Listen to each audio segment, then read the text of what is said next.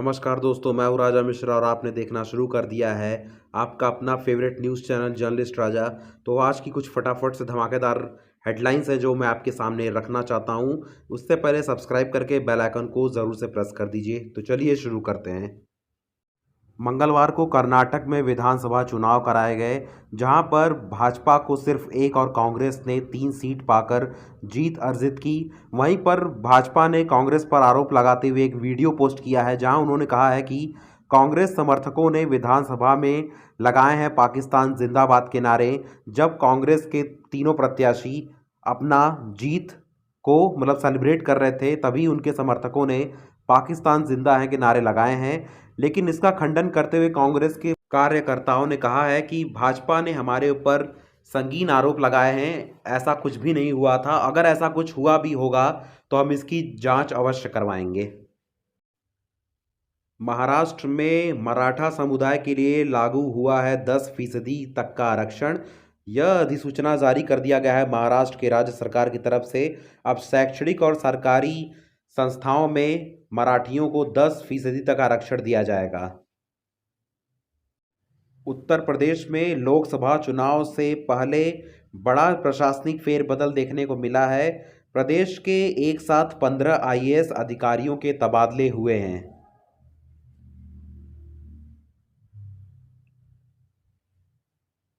Delhi solar policy को लेकर दिल्ली के उपराज्यपाल ने दिल्ली सरकार की सोलर पॉलिसी को रोक दिया है।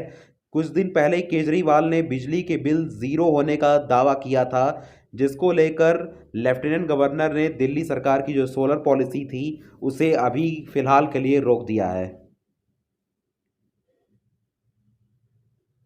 दिल्ली के चीफ मिनिस्टर अरविंद केजरीवाल ने मंगलवार को भाजपा पर बरसते हुए कटाक्ष करते हुए कहा है कि लोकसभा चुनाव में भारतीय जनता पार्टी 370 से ज़्यादा सीटें जीतने का दावा करती हैं, लेकिन मैं बोलता हूं कि 270 सीटें भी जीत ले भाजपा तो बहुत बड़ी बात है। उन्होंने कहा कि भाजपा से भक्ति का दिखावा करती है, राम मंदिर के नाम पे वोट को अपनी तरफ खींचने की कोशिश करती है भारतीय जनता पार्टी। उन्होंने कहा कि हम भगवान का सहारा लेकर चुनाव नहीं लड़ते हैं, क्योंकि मैं भी अपने पूरे परिवार के साथ राम मंदिर गया था। वहाँ दर्शन मैंने किया, सॉरी, हमारे परिवार ने और मैंने मिलकर दर्शन किए, लेकिन मैंने अभी तक उसका ढिंढोरा नहीं पीटा है कि मैंने भी दर्शन किया है भगवान राम का। बात कर लेते हैं अमेरिका के राष्ट्रपति चुनाव की। तो इस साल नवंबर में होने वाला है राष्ट्रपति चुनाव अमेरिका का, जिसको लेकर बहुत से लोगों ने दावेदारी पेशकश की है। इसी बीच राष्ट्रपति दावेदारी के लिए डेमोक्रेट नेताओं की पसंद बन चुकी हैं मिशेल ओबामा, जो कि बराक ओबामा की पत्नी हैं। बाइडन को मिल सकती है उनसे कड़ी चुनौती। मिशेल ओबामा को बार बार चुनाव लड़ने के लिए प्रेशर भी दिया जा रहा है कि आप बाइडन के बाद आप ही बन सकती हो इस देश की राष्ट्रपति। बाइडन की तरफ से इनको नए चेहरे की नए चेहरे के रूप में देखा जा रहा है मिशेल ओबामा को। इंडियन एयरफोर्स प्रमुख वीआर चौधरी मंगलवार को बांग्लादेश पहुंचे। वहां पर उन्होंने प्रधानमंत्री शेख हसीना से मुलाकात भी की और साथ ही उनके नए कार्यकाल के लिए उन्हें शुभकामनाएं और बधाइयां भी दी हैं।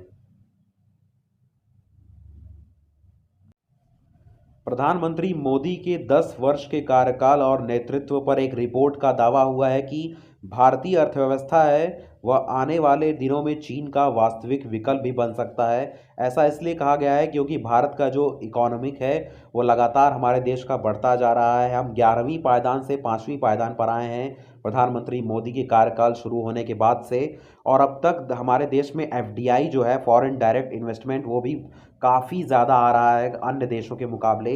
और चीन का जो इंफ्रास्ट्रक्चर है, इकॉनमी है, वह लगातार डाउन हो रहा है। एक तरह से देखें तो हम चीन से धीरे धीरे आगे भी बढ़ते नज़र आएंगे कुछ वर्षों में। इस वजह से बोला गया है कि हम विकल्प बन सकते हैं चीन की इकॉनमी की आने वाले दिनों में। और दावा भी किया गया है रिपोर्ट में कि प्रधानमंत्री मोदी की अगले कार्यकाल जो कि 5 वर्षों का होने वाला है, उसमें भारत तीसरी अर्थव्यवस्था भी बनने वाला है दुनिया की। प्रधानमंत्री मोदी तमिलनाडु के दौरे पर हैं। वहीं पर प्रधानमंत्री ने 17,300 करोड़ की परियोजनाओं की सौगात भी दी है तमिलनाडु में। वहीं पर देश के पहले हाइड्रोजन हब पोर्ट को हरी झंडी भी प्रधानमंत्री ने दिखाई है। हिमाचल प्रदेश में कांग्रेस के पास बहुमत है, उसके बावजूद भी राज्यसभा की जो सीट है वह भाजपा के खेमे में चली गई है, जिसके बाद से वहां पर जो सियासी घमासान है वो बहुत तेज़ हो चुका है। इसके बाद हिमाचल प्रदेश के लोक निर्माण मंत्री विक्रमादित्य सिंह ने अपने पद से इस्तीफा भी दे दिया है। वहीं 15 भाजपा के 15 विधायकों को निष्कासित भी कर दिया गया है हिमाचल प्रदेश में। तो वहाँ पे बहुत तेज़ी से सियासत चल रही है।